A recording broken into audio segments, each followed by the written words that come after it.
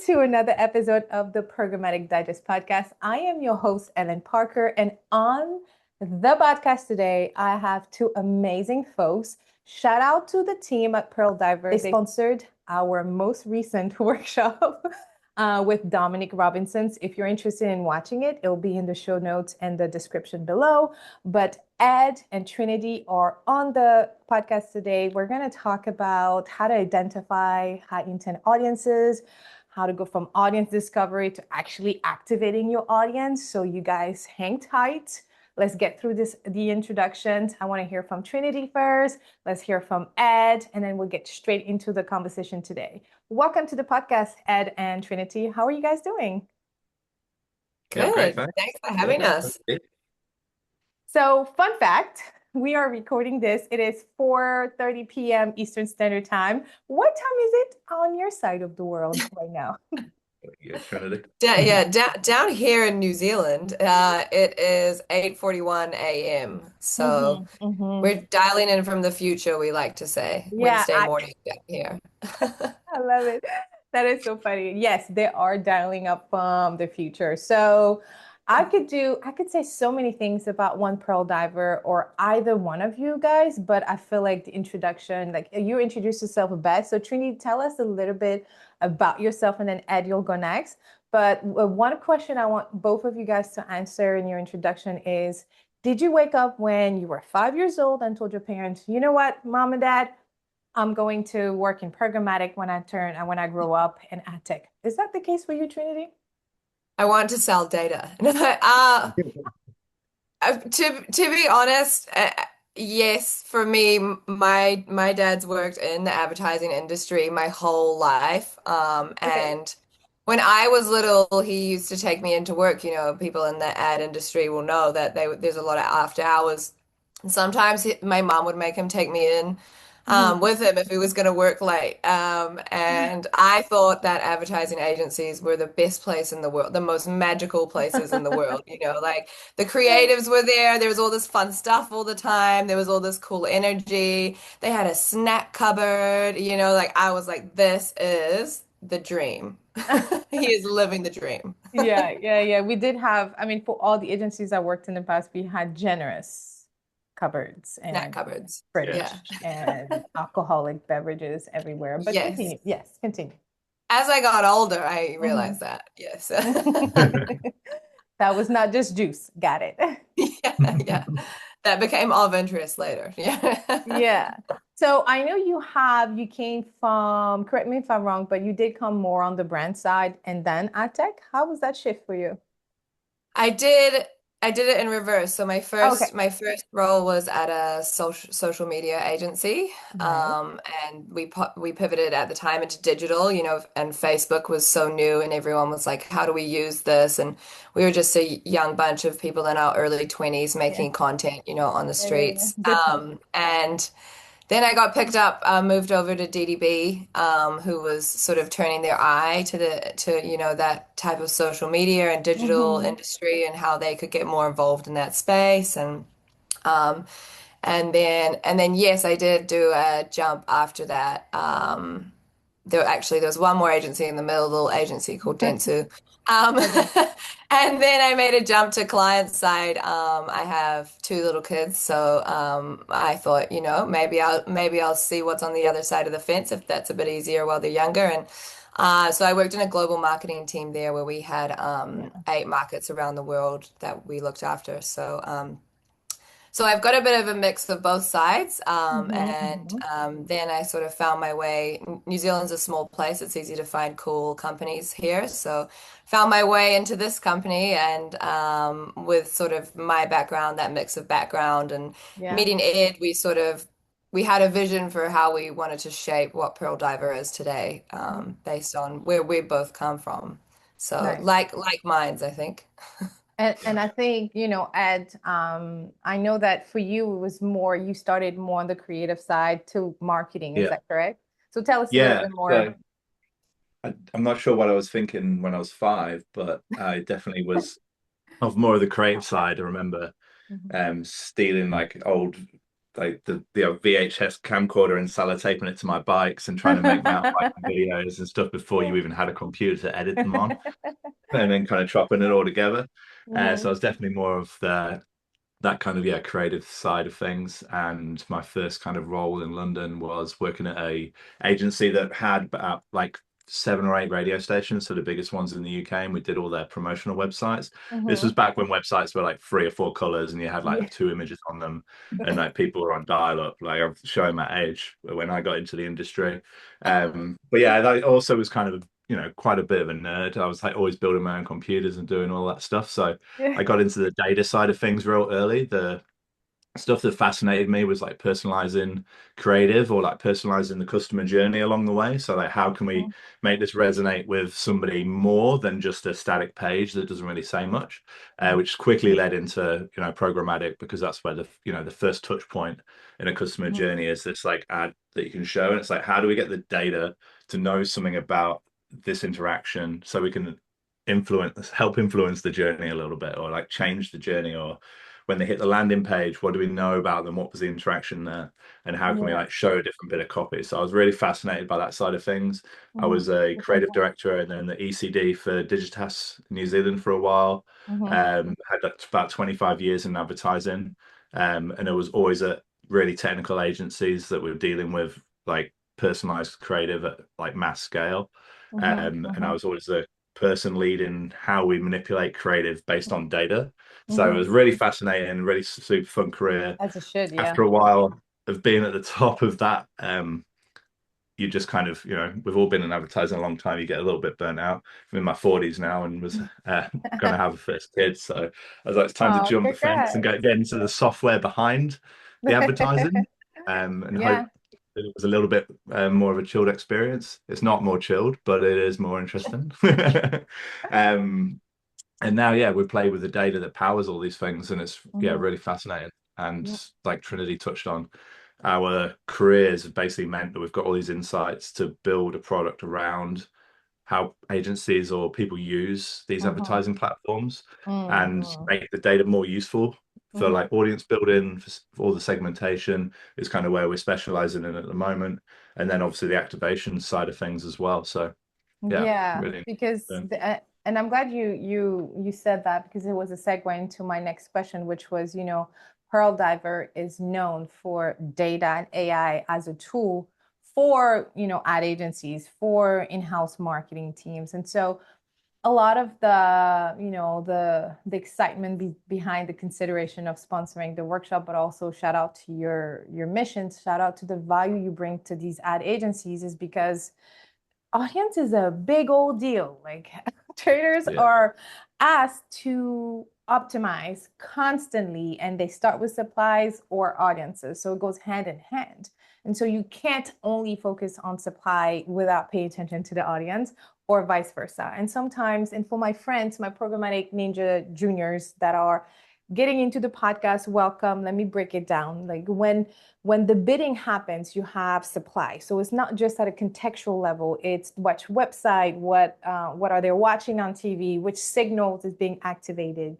But then there's are companies, there are providers like Pearl Divers that are able to, and I'm going to use in layman's term, for the sake of English as a second language for myself, these companies are able to really translate this type of audience and segment it, categorize it, and put almost like a a tag on it, so that when you're logging into your DSP, into that internal DMP, you're able to see intent buyers for BMW, or I don't know, or in market for allergy medicine, because we know that they bought Advil or Tylenol. Well, actually, that's not allergy. What is it in the US these days? Benadryl, Allegra, Tylenol. I mean, anyway. My HIPAA data alarm bells are going off, but Yeah. but but we don't have that. But Oh, but you know what? Tell me about we what you could got. definitely tell you if someone was looking for allergy medicine by, the ads they were looking at and the Okay. sites they've been on. Awesome. And how, and that's a good point. And thank you for letting me know, because this is still a detail that's important, right? So if we skip the whole pharma and healthcare and use another example, in this case, tourism or leisure, let's say, how do we even know if this audience is higher in their intent? Is it in consideration? Is it just like more probabilistic against deterministic? Like, can you tell us how you work with some of those ad agencies to really just give them a little bit of clarity into how they want to go about those audience targeting? Yeah, and I guess this leans into like how do you start planning an audience and who Uh-huh. you're targeting? Are you at Uh-huh. the awareness stage or the consideration stage? How have you budgeted for the month or the quarter, for example? So like Hmm. there was a really good book came out recently by the guy that started Tracksuit. Was it not? Yeah, it's Tracksuit Which guy. one? Was it? I think it's called Future Demand, where he's talking Okay. about everyone moving to basically the consideration stage and only advertising to people there, but it's basically burning your audience too quickly and means you've got no future demand. Oh yeah. And it's a really good book, it's worth checking out. But Okay. so you like always make sure you're playing in the awareness space as well as kind of the consideration space. Otherwise, you're not talking to the customers that are going to convert in 3 to 6 months time, right? Mhm. And you're basically just burning that audience really quickly. And you're constantly kind of just chasing these like really expensive leads Mhm. because you haven't warmed up anybody else. And So the mhm. way that we kind of like help with that stuff is obviously our modeling in the background. We've got like a heap of data. We collect data from tons of SSPs and DSPs, Mhm. and that's kind of behavioral data. We kind of know we've got a scrape of the page that they were on when this data point was triggered.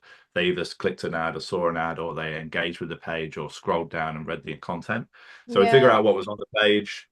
We've seen the frequency that they review this kind of content. Is it a review site? Is it a news article? What sort of contextualize the content? And then Mhm. we have a heap of modeling in the background that will basically kind of like see the spike in frequency, and Yeah. then we can kind of determine probabilistically where they are on the customer journey.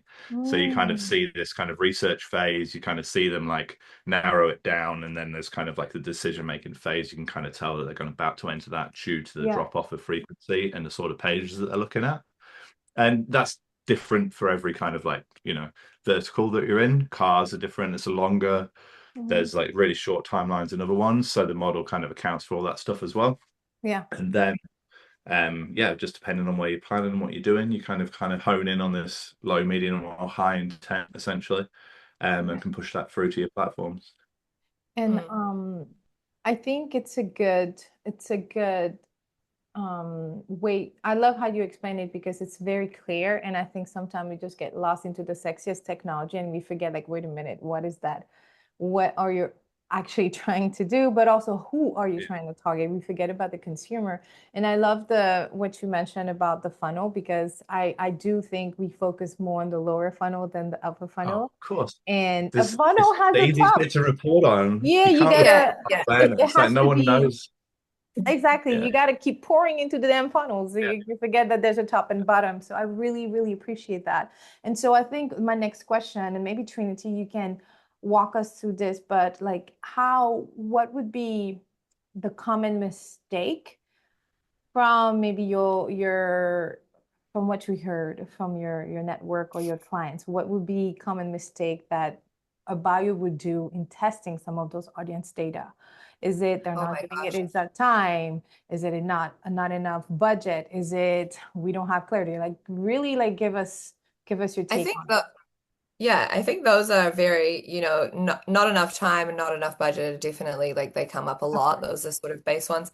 Something that Ed and I Sure. have been talking about a lot as we sort Hmm. of push the Hmm. product is like what's harder than that is you have a lot of brands or a lot of companies have a preconceived idea of who their target audience is. And Hmm. obviously they have buyer data and they can kind of go off that and sort of analyze that and sort of decide who that is. But Okay. something Okay. that is really exciting, and it actually came from demand from our clients. They were like, we make these audiences and we know they're showing high intent.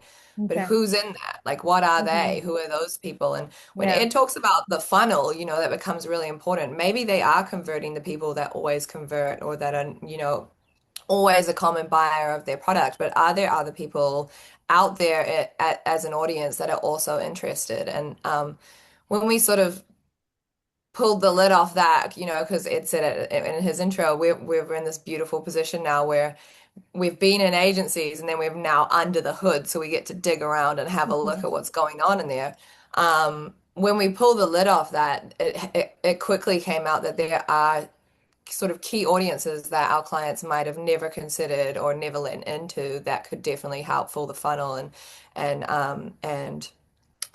help them with their conversions. And I think that we're moving into a space with data and AI now where you need to lean on the tools to help you do that. And a Hmm. big part of it is, what's me as a person, I'm doing a lot of different jobs in an agency. Like I remember when I was a junior and you sort of do a bit of strategic thinking. You're like, what is my campaign going to be this month? And how did it Yeah. perform last month? And so like, what can I Yes. pull on like some threads from that post that did really well or something, Hmm.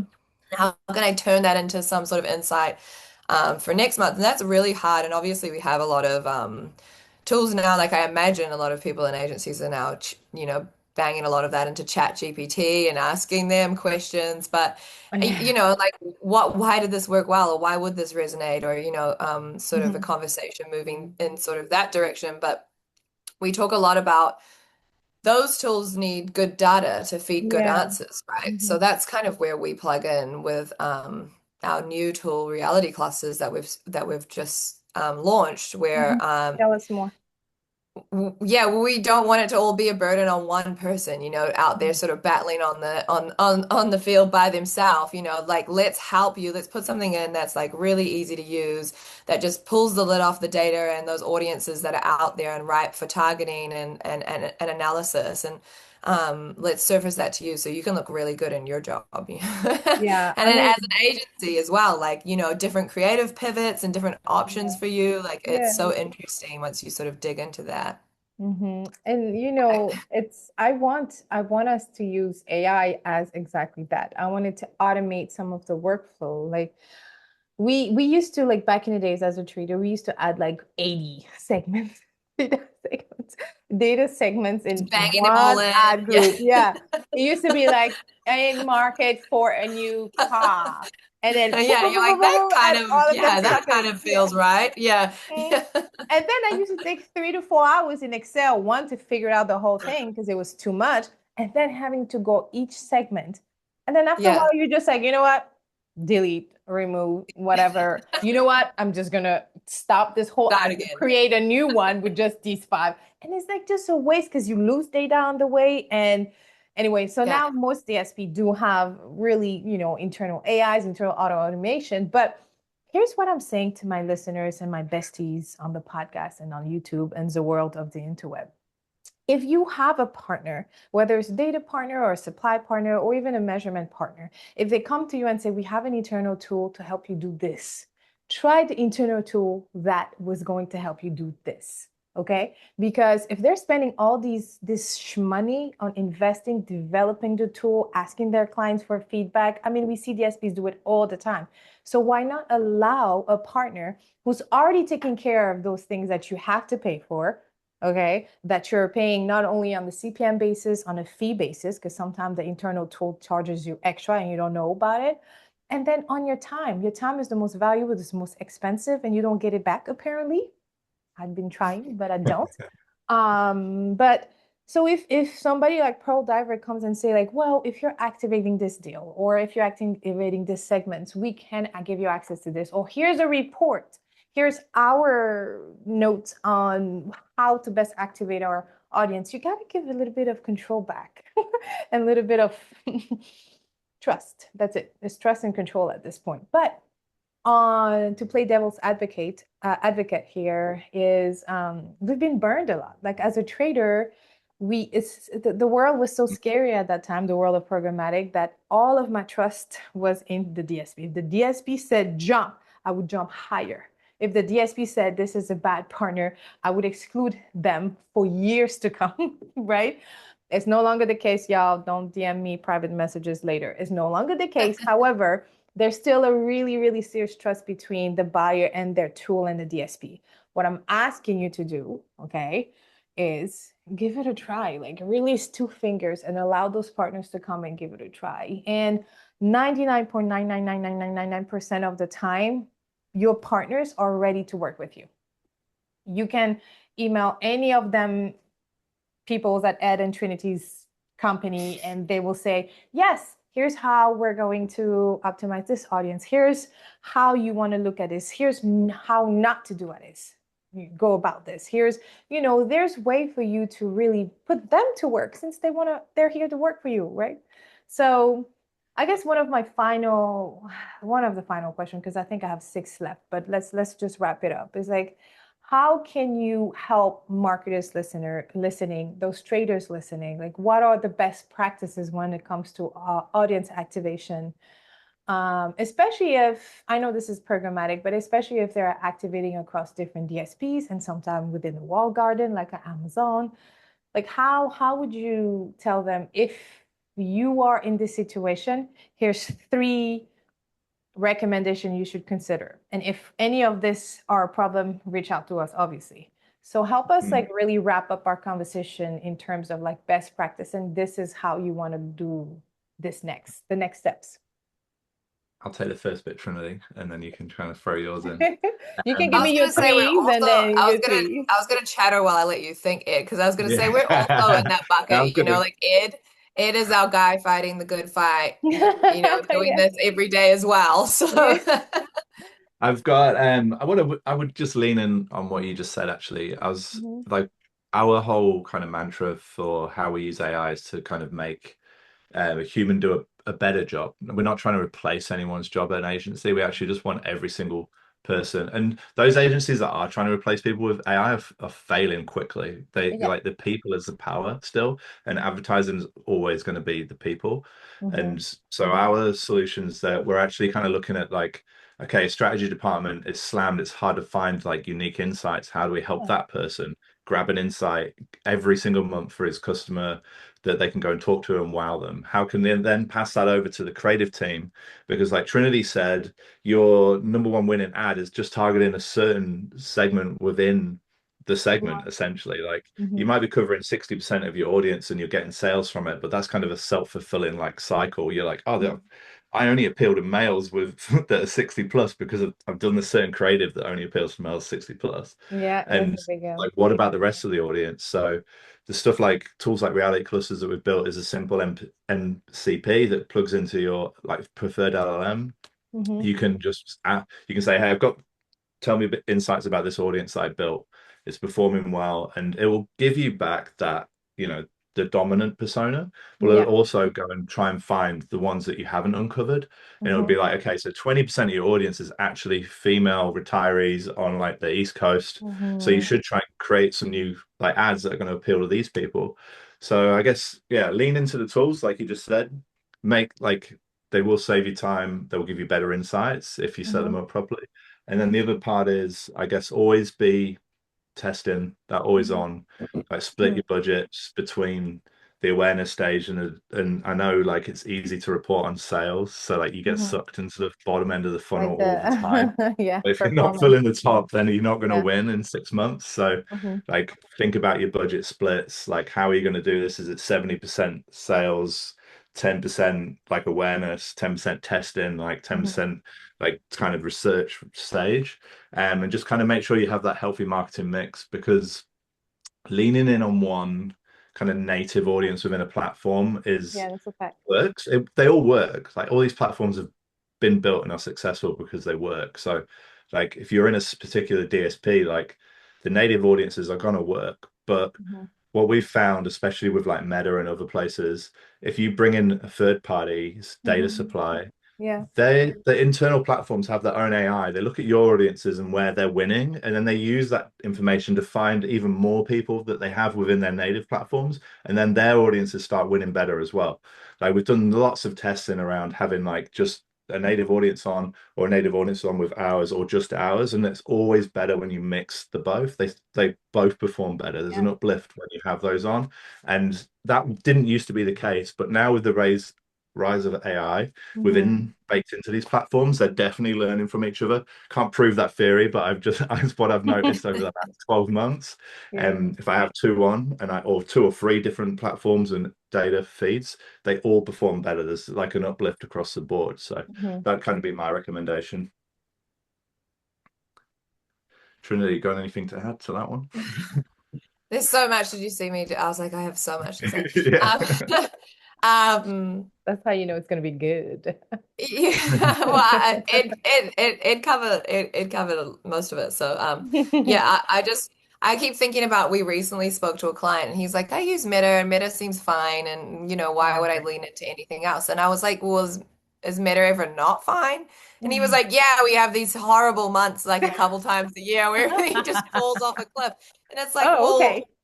yeah, well, don't bet on just one horse. What do you do? Like something that our tool does, and having data, is it gives you options, it gives you ways to pivot, it gives you things to fill those gaps. Or if you know that there's going to be a tough season for you coming up, like let's dig in and see how we can make that not a tough season. Who's around in that Oh, moment? Like who's showing interest in that moment? Because data is so volatile across all platforms, and yeah. you're always going to have good months and bad months. So de-risk it, have external data coming in, and there's lots of different types of data. There's our data, there's your own data, and that's another big thing that I said to a lot of people at Possible, actually.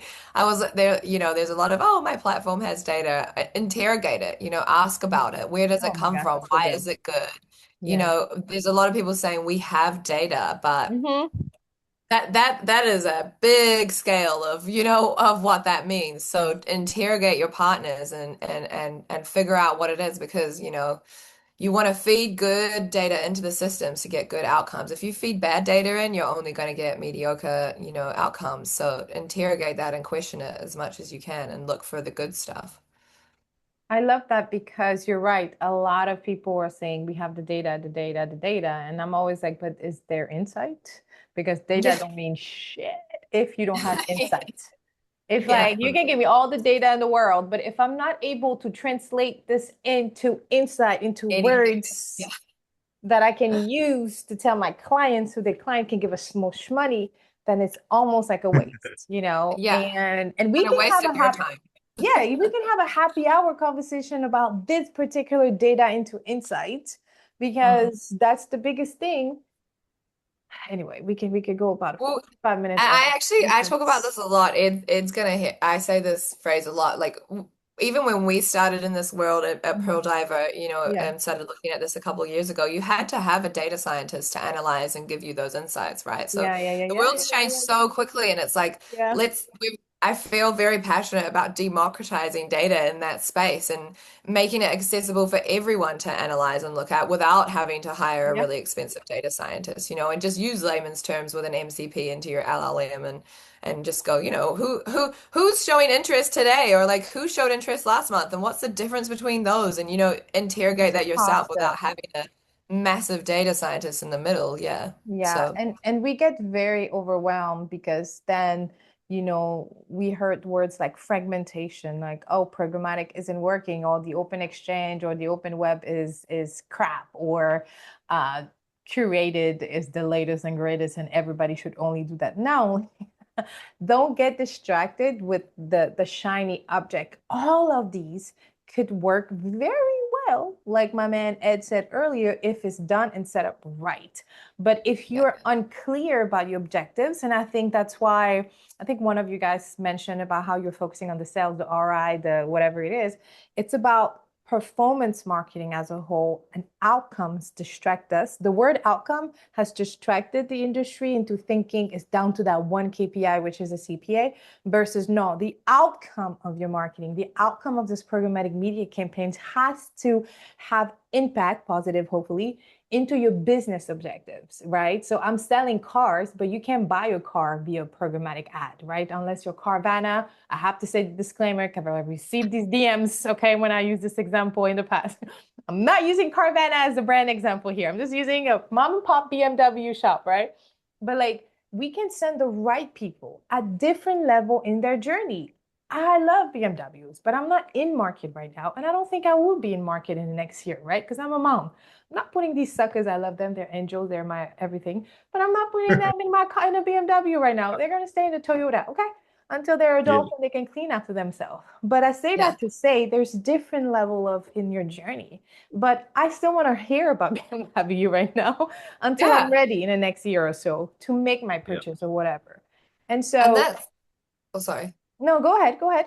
I was just going to say that's a really hard discussion for marketing teams and agencies to have with like senior leadership in their companies as well. You know, arguing for the value of spending money, real money on Yeah, just brand love is a hard argument to yeah, have. And that's also something, you know, we wanted to give reality classes does that as a bit of a tool as well. You know, like defend yeah, yourself and defend what you're doing and say how it's good and say, yeah, you know, if you say to someone in C-suite, like a CFO, yeah, and we've got about 40% of the audience, but there's 60% out here that we haven't targeted, and there's a lot of, you know, there's a lot of extra fat in the pipeline I found and we could target. You know, yeah. then you sort of get more light bulbs from them. You know, they're like, oh, there's a Mhm. little bit more extra out there. So, that is that the whole funnel, like Ed said, arguing for that, arguing for budget for that. That's a hard fight to fight as well. So getting more tools to back you up and make that easier every month. We know that as every month as well. You know, you have to Mhm. present to your clients monthly reports. You have to present to your board monthly reports, like whoever. So making that easier, making it clearer, making it more defensible for your role and what you're doing, is really important with what we're doing as well. I love that. There's no better way to conclude this conversation, and it goes back to what we were referring to earlier, which is there's a lot. You're doing great.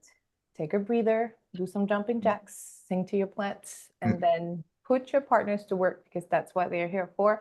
But when you put them to work, you have to be as transparent as allowed because you can't just go to the doctors and be like, I got a headache. And then they're like, well, what type of headaches do you have? No, I Yeah. just know, you just know I have a headache.